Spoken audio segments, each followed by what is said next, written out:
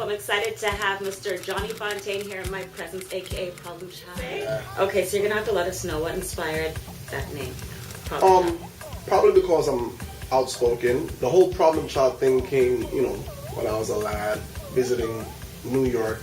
Somebody just gave me that moniker. Cut a long story short, it stuck with me. And when I needed a name for the stage, it kind of fit my personality. It actually does fit my personality because I'm known to be like a practical joker and I'm really outspoken. So you're a wise guy.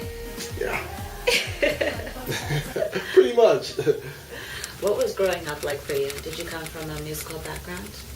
Well, actually, yeah, but the musical background, not meaning that, my parents or whoever were around me or in my environment played instruments or were in bands or whatever. It was just that, the media at that time, the radio was always on in the house. I heard a lot of different genres of music was growing up. It wasn't any one particular thing that the radio station in St. Vincent would play.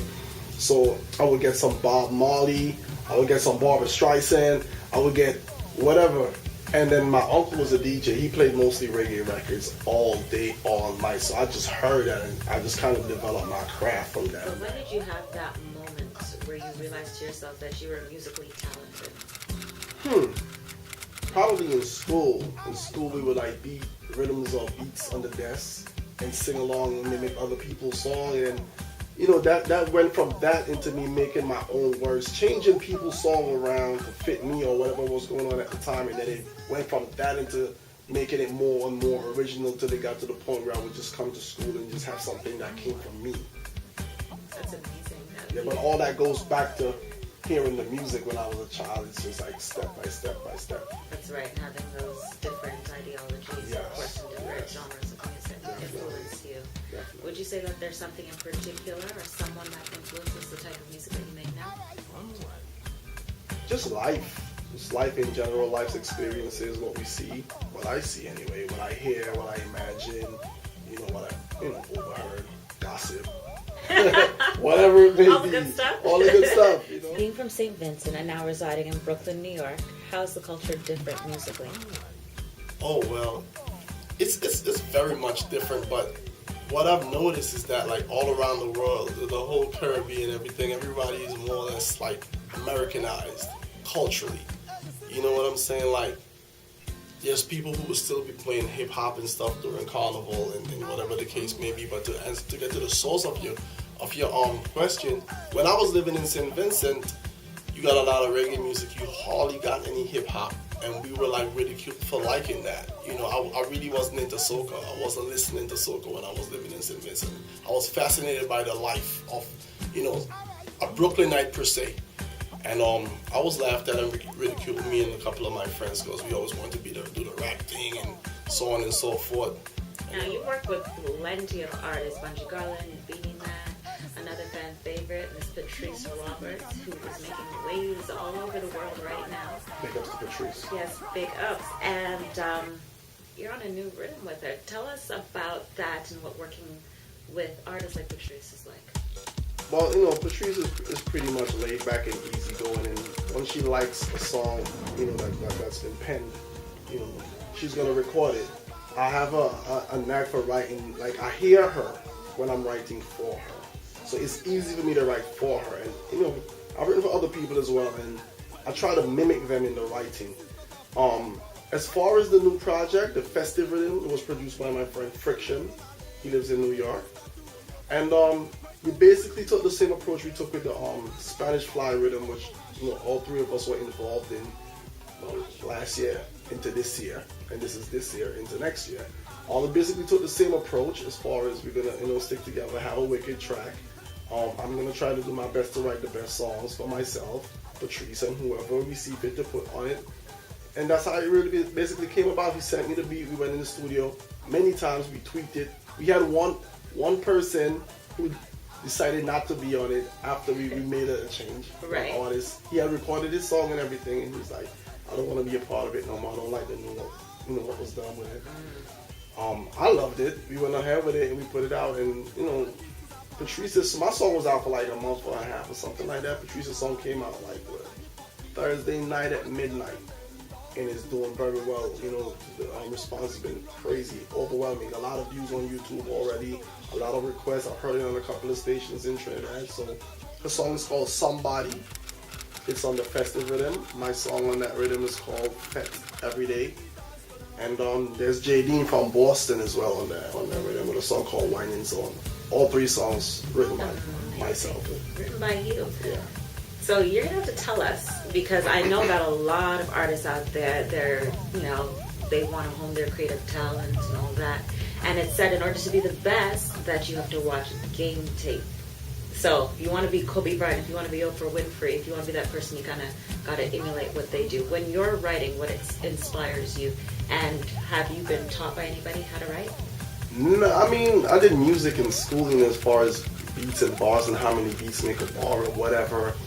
I'm not really influenced by anybody particularly, at least not intentionally. I'm pretty sure that there may be some aspect of someone else's music prior to me or even currently within my own craft, but it's not intentional. Like, I'm never, because to be really and truly successful and noticeable, it helps a lot to be as different as possible, as original as possible. So you might want to take something, you know, an idea you've had from somebody else or influence you've had from someone else, but don't mimic it to a T where it's like, oh, that sounds like this, you know? So originality really helps. And I think more or less spirituality, I try to put it in the music, is what we call the jumbi. You know, West Indian terminology. Something in the music that's like, it comes from Africa, where it's like you hear it and then you just have to move. That I know for a fact I got from my grandmother being a spiritual Baptist, rest in peace. You know, the way she would sing, and with a little wine, I kind of felt that when I was writing, like my pores would raise or whatever. A little wine never hurt nobody. And I would get goosebumps. That's what they say, goosebumps. That's what we say in the West, your pores raise. But with the festive rhythm, it's very important that I mention that I caught the Holy Spirit for the first time in my life. I saw my grandmother and her, you know, her peers and the churchgoers would do it. You know, I was like, what is all that? I thought it was like an act or something, like they're going too far, they're overdoing it. And it was a weird, kind of scary kind of feeling. Like, it lasted like 3 seconds because I didn't know what I was getting into, right. So I kind of shook it off. But I remember sitting on my bed and I had the beat playing and I was writing Patrice's song. And I remember covering my eyes like this and I was just like kind of meditating on the beat to get the melodies and whatever, and it just took me like into a trance. And I'm not making this up, but this is the first time in my life I've ever experienced anything like that, and it scared me. You know, and I kind of like shook it off. I was like, oh my God. And I started telling people, and they're like, well, yeah, right, whatever. It's like, that's real. Like, you really can do that, and you be in a trance and all that stuff. I never knew that could happen. That's the thing. Yeah. The way, like you said, it kind of took over you. It took over me, and I was just like, it does for people as well. And that's what I'm trying to put out there. Yeah. If you had the opportunity to work with an artist that is no longer here, who would it be? You answered that when you sent me the question. I swear you did. Say that. Really? I took a wild guess. Well, you ask it again, you can. If I could sing, I'd want to work with Bob. Me too. Me too. I mean, there's a lot of people like that from that whole reggae era who really inspired me. What would you say is your definition of success?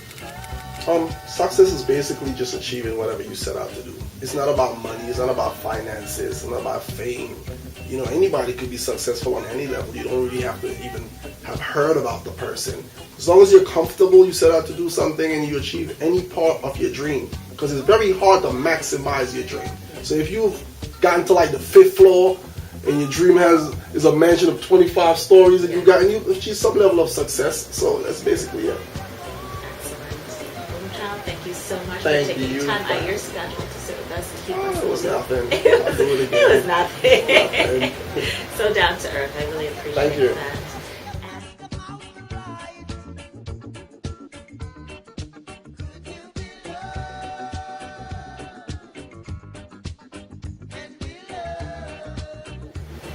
I forgot. Thank you. You're so bad. So this is Problem Child, and you're in the loop with Nina Haley Dixon.